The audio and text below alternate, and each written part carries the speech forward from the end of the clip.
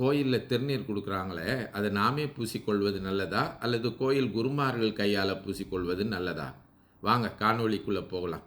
தென்னாடுடைய சிவனே போற்றி, எந்நாட்டவருக்கும் இறைவா போற்றி. அனைவருக்கும் வணக்கம். இந்த காணொளியில் கோயிலில் திருநீர் கொடுக்குறாங்களே அந்த திருநீரை நம்ம கையாலே வாங்கி நம்ம பூசிக்கொள்வது நல்லதா அல்லது குருமார்கள் கையால் பூசிக்கொள்வது நல்லதா என்று கேட்டால் இரண்டுமே நல்லது தான். ஆனால் எது சிறந்தது என்பதை பற்றி தான் சிந்திக்க போகிறோம்.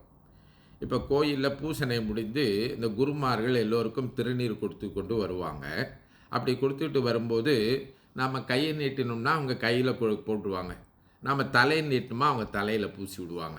அப்போது அவர்கள் எதற்கும் தயாராக தான் இருக்காங்க, கையில் கொடுக்கறதுக்கும் தயாராக இருக்காங்க, பூசி விடுறதுக்கும் தயாராக இருக்காங்க. இப்போ நம்ம தான் என்ன பண்ண வேண்டியிருக்கு, கையில் வாங்கி பூச வேண்டி இருக்கின்றது அப்படின்னு சமய நோக்கில் நம்ம பார்க்க வேண்டியிருக்கின்றது. சிலர் என்ன சொல்கிறாங்க, குருமார்கள் கையால் வாங்கி பூசிக்கிட்டோமா நம்ம குருவினுடைய வாழ்த்து பெறுகின்றோம் அப்படின்னு சொல்கிறாங்க. அது ஒரு புறம் சரியாக இருந்தாலும் எந்த சூழ்நிலையில் நாம் குருவிடமிருந்து வாழ்த்து பெற வேண்டும் அப்படிங்கிறத சிந்திக்கிறது நலம். அப்போது இந்த முதல்ல நாம் திருநீர் கொடுக்கின்ற போது நம்ம கையால் தான் வாங்கி பூசிக்கணும் அப்படின்னு சொல்கிறாங்க. இந்த ஒன்று திருநீர் வாங்குகின்ற முறைன்னு ஒன்று இருக்குது.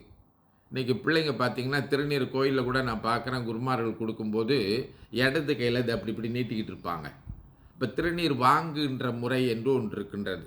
முன்பு காலத்திலாம் பார்த்திங்கன்னா அந்த திருநீரை ஒரு துணி மேலே கையை வச்சு தான், அதற்கு மேலே இடது கையை வச்சு அதுக்கு மேலே வலது கையை வச்சு பிறகு அதை நம்ம வாங்க வேண்டும் என்கின்ற முறையெல்லாம் சொல்லியிருக்காங்க. ஏன்னா கீழே சிந்தக்கூடாதுங்கிறதுக்காக. அப்போ திருநீரை ரொம்ப பணிவாக முறையாக வாங்குகின்ற முறையை நாம் திருநீரை பெறுகின்ற போது பழகிக்கொள்கிறோம். இப்போ குருமார்களே பூசிட்டு போயிட்டாங்கன்னா திருநீரை பெறுகின்ற முறையை நாம் பழகாமல் போயிடும் இல்லைங்களா? அது ஒன்று. ரெண்டாவது, திருநீர் நாம் கையில் வாங்கி பூசுகின்ற போது அந்த திருநீரை 3 விரலால் தொட்டு எல்லா விரலிலும் பரவலாக படும்படியாக தடவி பிறகு அன்னார்ந்து முடியை மேலே தூக்கி சிவ சிவ என்று சொல்லி பூச வேண்டும் என்கின்ற ஒரு முறையை சொல்லியிருக்காங்க. இப்போ குருமார்கள் பூசிட்டு போயிட்டாங்கன்னா அந்த திருநீர் பூசுகின்ற முறை நமக்கு தெரியாமல் போய்விடும். அப்போது நாம் அடுத்து நம்முடைய குழந்தைகள் இவங்களுக்கெல்லாம் எப்படி திருநீர் பூசுகின்ற முறையை சொல்லி தருவது? இப்போ எல்லாரும் குருமார்கள் கையிலே திருநீர் பூசிட்டு போயிட்டோம்னு சொன்னால் இப்போ அவர் எவ்வளோ பேருக்கு தான் 3 விரல்களில் படும்படியாக எல்லாருக்கும் பூச முடியும்? எவ்வளோ பேர் இருக்காங்க. இந்த குருமார்கள் கோயிலில் பார்த்திங்கன்னா அவங்களுக்கு எவ்வளோ வேலை இருக்குது. பூசனை எல்லாம் முடிஞ்சு கோயிலில் ஒரு 200-300 பேர் நிற்கிறாங்கன்னா அவ்வளோ பேருக்கும் திருநீர் பூசணும்னா எவ்வளோ சிக்கல், எவ்வளோ நேரம் எடுக்கும், அவங்களுக்கு எவ்வளோ வேலை இருக்குது. அது முடிஞ்ச பிறகு அடுத்து கோயில் இருக்கக்கூடிய முறைகள்லாம் வேறு பார்க்க. அப்போ நாம் சிந்தித்து பார்க்கணும், கோயிலில் குருமார்களுக்கு வேலையை கூட்டாமல் நாம் முறையாக எப்படி திருநீரை பெற வேண்டும், எப்படி முறையாக பூச வேண்டும் என்பதை பழகி கொள்வதற்காவது திருநீரை பூசணும்.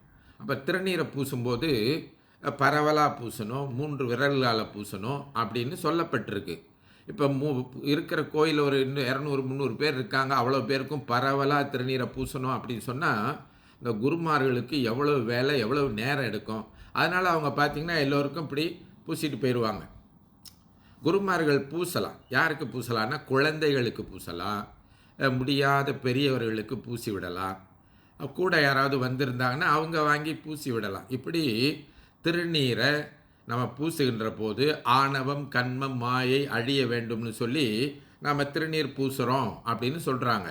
அப்போ குருமார்கள் பூசும்போது ஒவ்வொரு காலுக்கும் இவங்களுடைய ஆணவ கண்மம் மாயை அழிய வேண்டும், இவங்களுடைய ஆணவ கண்மம் மாய வேண்டும்னு அவங்க பூசிட்டு போவாங்களான்னு எண்ணி பார்த்தா அது சாத்தியப்படுறதா இல்லை.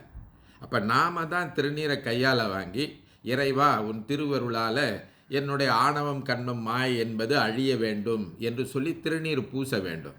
அப்போ அதனால் இனி கோயிலில் நாம் திருநீர் கொடுக்கின்ற போது நாம திருநீரை வாங்கி அண்ணாந்து முடிய மேலே தள்ளி சிவ சிவ என்று சொல்லி திருநீரை அணிய வேண்டும் அப்படின்னு.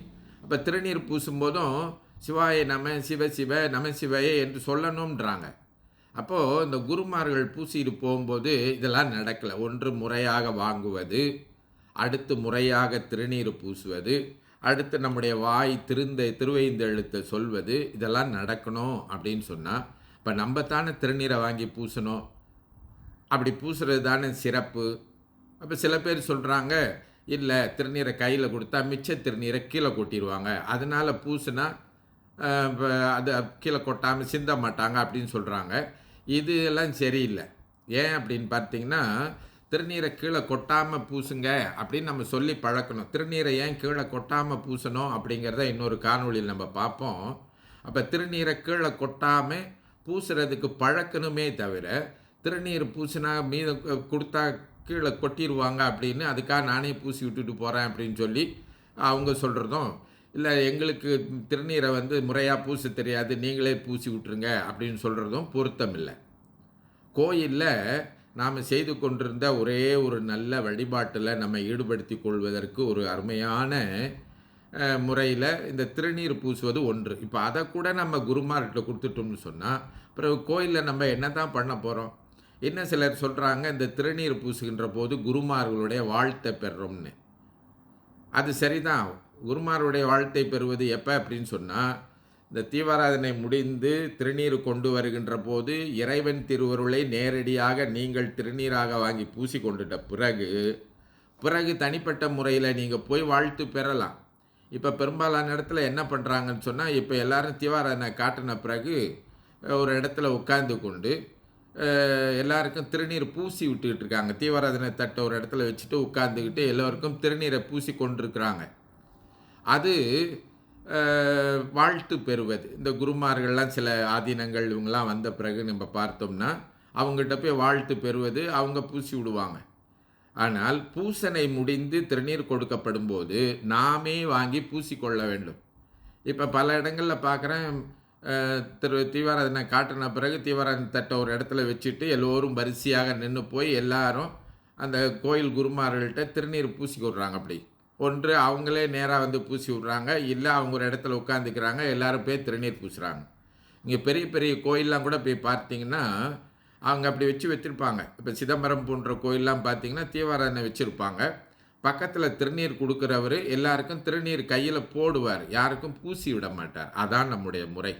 அப்படி வாங்கி கொள்வதனால எல்லாரும் திருநீரை எப்படி முறையாக அணிவது, அதை பூசுகின்ற அதை பெறுகின்ற முறை என்ன, அதை பூசுகின்ற முறை என்ன என்பதையெல்லாம் நம்ம குழந்தைகளுக்கு சொல்லிக் கொடுக்கலாம், நாமும் கற்றுக்கொள்ளலாம். இப்படி நாம் அதை கூட நாம் குருமார்கள் கையில் தான் பூசிக்கொள்ளணும் அப்படின்னு போயிட்டோம்னு சொன்னால், நாளடைவில் திருநீர் பூசுகின்ற முறை கூட நமக்கு தெரியாமல் போய்விடும் என்பதை சொல்லி, இனி வருங்காலத்தில் கோயிலில் கையில் வாங்கி திருநீரை பூசுங்க, குழந்தைகளுக்கு சொல்லி கொடுங்க. இயலாதவர்களுக்கு வேண்டுமானால் குருமார்கள் பூசி விடட்டும். பிறகு குருமார்களுடைய வாழ்த்தை பெற போகிறீங்க அப்படின்னு சொன்னால், பிறகு அவங்க ஒரு இடத்துல உட்கார்ந்து இருக்கின்ற போது அவங்க வெறும் காலில் தொட்டு கும்பிட்றீங்களோ தொட்டு கும்பிட்டு திருநீர் அவங்க கையால் பூசிக்கொண்டால் சிறப்பு என்பதை சொல்லி இந்த அளவிலே நிறைவு செய்கின்றேன். தென்னாருடைய சிவனே போற்றி, எந்நாட்டவர்க்கும் இறைவா போற்றி. திருச்சிற்றம்பலம்.